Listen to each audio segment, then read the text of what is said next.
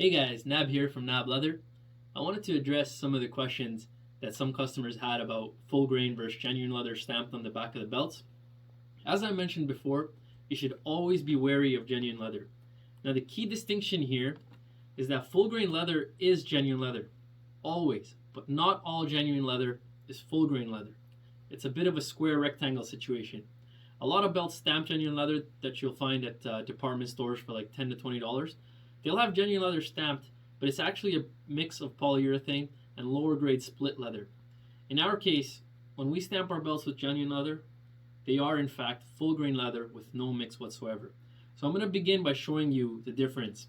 I got here a belt that I bought at a department store for $9.99. Fairly cheap, but actually that's way too much for this crap leather. Now I want to show you, right off the bat, you're going to notice some bulges on the leather. These bulges will never be present in any full grain leather. This is an indication that, some kind of synthetic material, likely polyurethane, is the top layer. We're going to compare that now to full grain leather, and you won't see any bulges. Across the full length of the belt, there's no bulges. Right? Next, what we're going to do is actually bend the department store belt around the hole. And if you can hear that, there's some cracking of the layers, and you'll already see some wrinkles or indents. Versus our full grain, or actually any full grain leather, when we bend,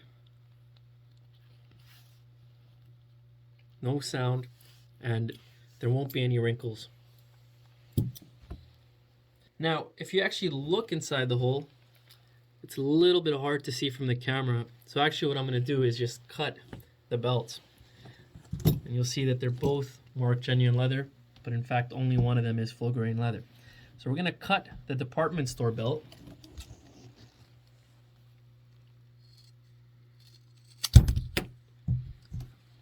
And look at the cross section. And you can clearly see that it's a mix. It's not one solid piece. There's several layers. And in fact, I can just start peeling the top layer very easily. Right. Now let's compare that to our long haul belt. And it's going to hurt me to cut you, but I'm going to do it for this demonstration. And you'll notice that it doesn't cut as easy. And when we look at the cross section here, it's one solid piece of leather and you're unable to peel it. Okay?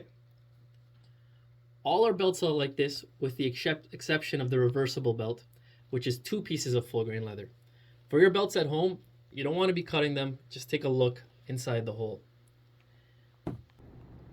Now, the other way of testing if you have full grain leather is by the burn test. So we're going to take the department store belt here and we're just going to burn it.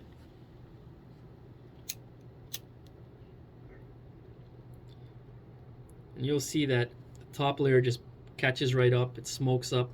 The middle part is split leather, so it won't burn as easy, but you'll notice that the top part just lights right up.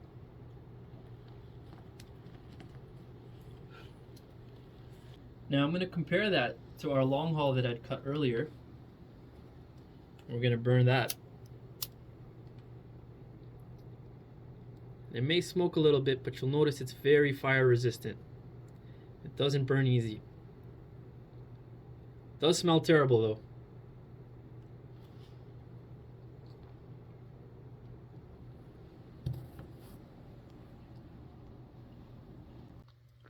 Now, genuine leather is a much more widely known term for the average consumer.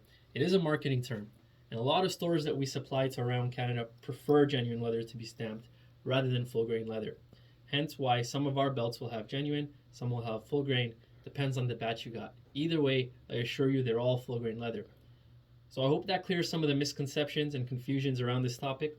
Again, feel free to email me or call me with any further questions.